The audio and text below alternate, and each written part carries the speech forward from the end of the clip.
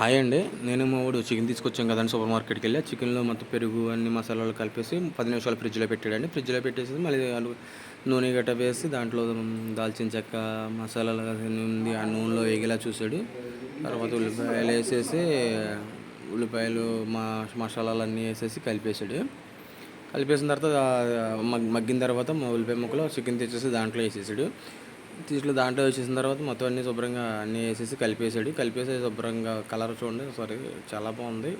చాలా బాగా కుక్ అయింది చికెన్ మట్టికి చాలా టేస్ట్ అనిపించిందండి. ఆ చికెన్ మళ్ళీనేమో వేరే దాంట్లోకి చిన్న గిన్నె ఉంటే దాంట్లోకి తీసేసాము. ఎందుకంటే దాంట్లో బిర్యానీ కాకుండా ఆ టైప్లో వాటర్ వేసేసి బగారా రైస్ చేస్తానన్నాడు. సర్లే అని చెప్పేసి దాంట్లో దాల్చిన చెక్క, వాటరు అన్నీ వేసేసి ఆ వాటర్ని వేసేసి బిర్యానీ తయారు చేసేసాడు.